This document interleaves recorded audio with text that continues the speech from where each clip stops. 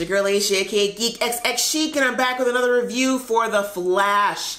This is for episode 20, which was called Therefore She Is. Still just catching on up on all those back episodes that I missed. This episode was okay to me. I think it was good in the sense of, like I said in my reaction video, which if you haven't watched, you can catch that on Patreon right now. I'm glad we got some resolution to a couple of overarching storylines that have been going on, a couple of the loose ends here and there, namely figuring out what the heck the Enlightenment actually is finally, and also some of the stuff that's going on with the whole Cisco Gypsy thing. Cisco really only had one storyline, I guess, this season, and it pretty much revolved around Gypsy. But you know, let's just jump into that. Let's just jump right into, because I have some points here about Cisco's storyline. You know, I mentioned, I think in the last review video, about like how the show, you know, has a lot of side characters and how not everybody gets that full character development. I know I've definitely ranted about that with Iris. Even Caitlin, you know, in the past, always having her stories tied to usually the relationship she's in. And I feel like the show really is trying to find a way to incorporate this, the supporting characters in a way that they have some involvement and depth that goes beyond their roles in Team Flash, but they're not quite there. Like, I think the best things to come out of this season so far have been like this villain, and I've said that before. DeVoe is by far the best villain I think we've had.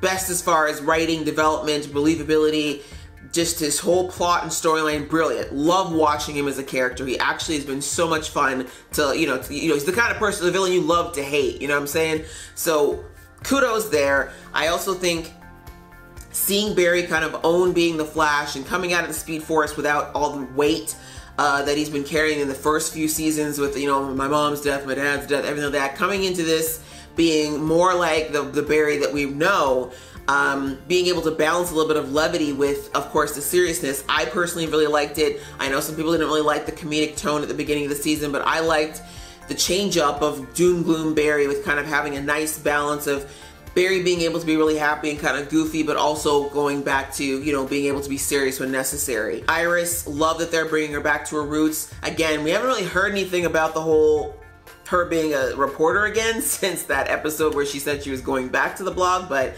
I'm willing to give it a pass just in the sense that when it came so late in the season that, you know, there's really no room to kind of stick in Iris being a cutesy reporter at the moment when everything's literally falling apart. But really, those are the only kind of three characters that have gotten a little bit more tender, loving care. And again, I'm okay with that. But again, like, without having our love interest for, you know, for Caitlin, for example, like, I honestly thought when I saw Ralph being brought in, I'm like, oh God, he's gonna fall for Caitlin, and here we go again. But thankfully, they did not go that way. I'm glad that they just kind of let Caitlin be herself and not have it be around her following some guy around and boosting his ego to try to get, you know, some kind of relationship. But it's like the writers didn't know what to do with her after that. You know what I mean? Like, there's been Killer Frost. She's kind of pulled her out of the closet when necessary. But other than that, Caitlin really hasn't been doing much as far as an arc this season. You know, we've had the whole thing where she was kind of doing some bad stuff on the side with Amunet, and then now she's with Team Flash again, but now she wants Killer Frost back after saying she didn't. Like, it's just, I just feel like we could have done a little bit more with that whole thing. I think they should have focused solely on her coming to terms with Killer Frost as opposed to the whole, I'm bad, I'm good, I don't know, she's a different person. I don't know. That whole thing is weird. But anyways, my point is, wasn't done as well as I feel it could have been. And same thing with Cisco. Cisco's had the least as far as storyline this season, which kills me. Like, this episode proves, just like so many episodes in the past proved with Iris, Carlos Lopez is an amazing actor. He's so good. He's so good. And he's just not being utilized. His talents are not being used to the degree that they should be on a show like this. The guy can sing, the guy can act, the guy can dance.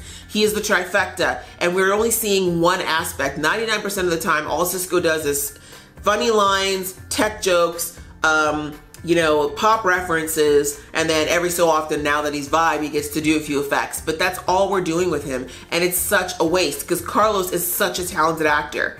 I think we've only scratched the very tip of the first surface as far as what he could bring to the table, and the show just refuses to explore it. The most we started to see before that was the storyline with him and his brother, but then that was killed with the whole Barry going back in time storyline, and then it's like, then we finally brought Gypsy in, and while I am super happy, let me just put that out there, I am not saying that I'm unhappy with him having a girlfriend this season. I love that he has a love interest. I'm glad that he finally got a girl who reciprocated his feelings, and it wasn't always the nerd boy trying to get the pretty girl to like him. I like that him and Gypsy seem to have a really good connection and a really good relationship. I don't know where we're going with this breakup. I mean, it's believable in the sense of, I mean, it's true. I think in this whole year that they've almost been together, how often do they actually spend time together? From the sounds of things, it's maybe once every few months.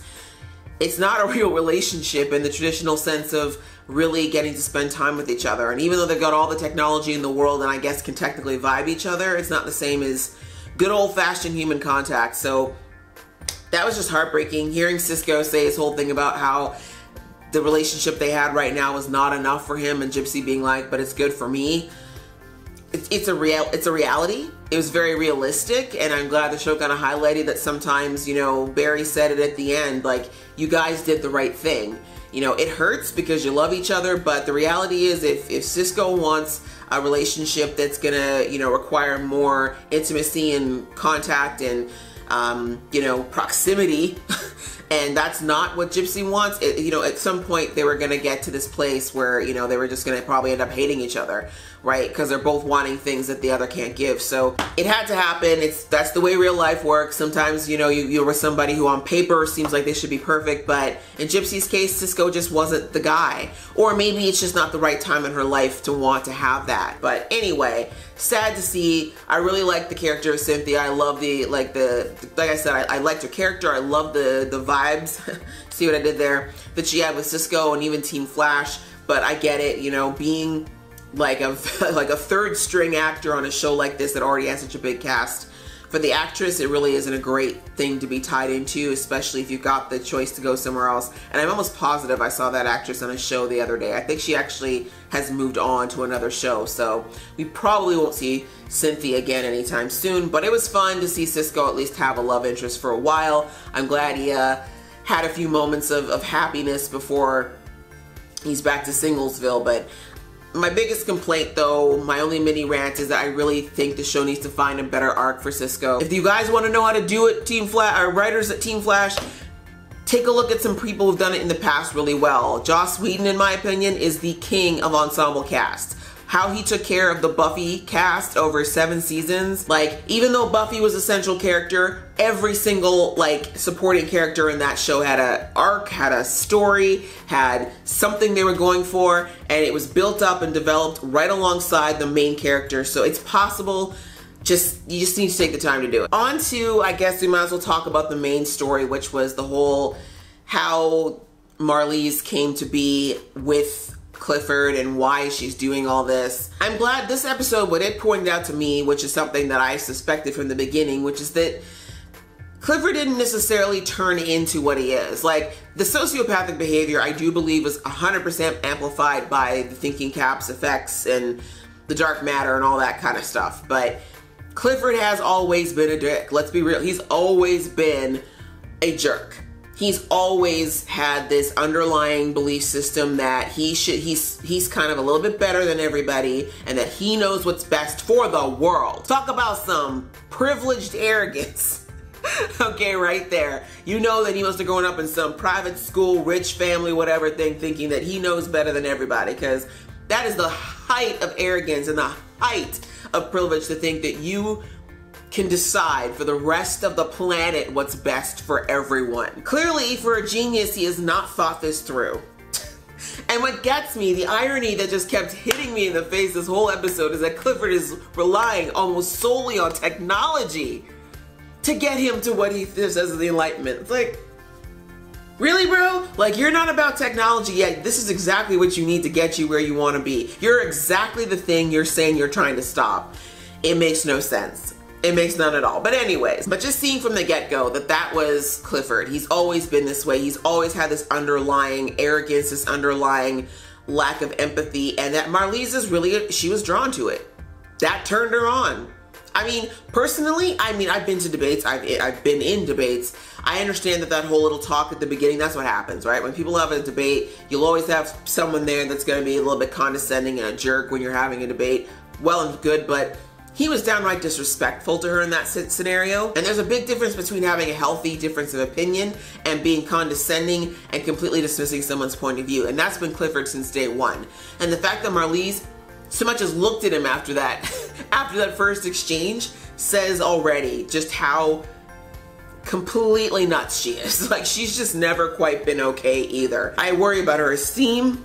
She can't have very much self-esteem or worth about herself if she thinks that being treated and talked to the way that Clifford talked to her even before the thinking cap could be excused by the fact that he would say psychotic lines like, I'm nothing without you, I can't be without you, you need to stay with me. Like, he was a stalker since day one. Homie was crazy since day one, and she was okay with it. And so, like, in the beginning, like, seeing this really helps me to kind of not, like, I had empathy for her before, thinking, okay, she was in love, she didn't know better. But no, homegirl's always been a demi. And she has one bad incident happen to her, one bad incident with one bad group of people, and suddenly Clifford's right. We should just we should just make everybody stupid and make us the only people who aren't. Like, what? Like, no. Marlize was trash. Bottom line is Marlize was trash since day one too. The fact that she even admitted, yeah, deep down, I actually agreed with you, but I realized that was probably bad, so that's why I ran away. Girl, what? But anyways, at least we now know kind of where she's come from, why she's been sitting back and dealing with this, because the reality is Marlize isn't really all that upset with all the killing, even though we see her sometimes be like, oh, Clifford, you promised you weren't going to kill anyone. Oh, Clifford, we didn't say we'd do that. Yet she doesn't really do anything to actively stop him. The only reason Marlize is pissed right now, truthfully, is because she's starting to realize she's the help. She thought they were on the same level and she was good with that, but now that she realizes she's just another tool in his arsenal that he will use and abuse as he sees fit, now she's mad. Now she's like, oh, what? No, I'm getting mistreated now? Okay, now it's too much, right? So even like her whole moment at the end where she's kind of like, you're nothing without me, and she leaves in the chair. I mean, I can't even think that was baller or badass, because honestly, she's just as bad as he is. She really is. And I mean, do I think she's gonna foil him now just to get revenge? Sure. But, you know, what's it gonna take? What's it gonna be in return? And the thing is, deep down, if she actually does harbor those beliefs and believe that it's true, she might take Clifford down, but that doesn't mean that she's not going to try something crazy like this on her own. She has the ability to do so, right? So anyway, I'm glad at least that we got to see the evolution of how she got there. I mean, they put a lot of time and effort into these characters, more so, of course, into the Thinker, but it is good to see more of why Marlize does what she does and how she was able to stand by Clifford's side even as he discussed this plan, even though we know some of it he kept from her. But by and large, she already knew, and she signed off on a plan that she knew was going to kill people, ruin their lives. So she's trash. That's the reality. She is still trash. I don't feel bad for her anymore. Anything that happens this point forward, like Clifford even said, like, girl, you're going to be dumb in about 2 days too, so deal with it. So be it. Bye, Marlize. Bye, Felicia. The only other real highlights of the episode, I guess, was seeing Cecile again. It was great to see her. I like how they brought her in and were able to incorporate her with Harry, because, again, it's kind of hard when you have these peripheral characters to find a really good way to bring them in, and I feel like this actually worked pretty well with Harry losing his intelligence and needing someone who can basically, at the speed of thought, keep up with him and be able to help him out as he's fumbling through losing his intelligence. It was good to see her again, really cute. The baby shower, although short-lived and highly decorated for how much time we actually got, was very cute. But that brings us to whoever the mystery girl is. So I'm conflicted, guys, and maybe, you know, this will be explained in the next episode because I am still in behind. But on the one hand, I thought, okay, this looks like it's gotta be Dawn Allen. We saw purple lightning here at the end, right? Which, those of you guys, a few episodes back, you told me that purple lightning was Tornado Twins lightning, so great. Totally gushy and bubbly around Barry, totally acts like Barry does sometimes. It seems like that all was pointing towards the fact that she was one of the Tornado Twins. But the way that she was going about talking about Cecile's baby, who we already know is a girl, and we already know is affected by dark matter, now I'm starting to think this might be Cecile's daughter from the future. But then my whole question is, it seems like, which breaks my heart, she seems to have an issue with Iris.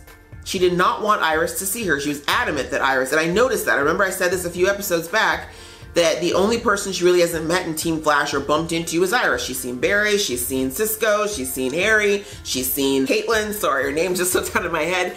But she seems to be going out of her way not to see Iris. Why? And at first I just thought that maybe, I don't know, maybe in the future her and Dawn don't have a great relationship. And that still may be the case, because if she is a tornado twin, that's Iris's child, right? But who knows? The show's already taken a lot of liberties with the relationships in this show. I mean, for example, Wally being Iris's brother rather than her nephew. So maybe they're changing it up and making Dawn Cecile's child and Joe's like, I don't know. The idea of Iris having another sibling that's a speedster doesn't really sit well with me, but hey, you know what?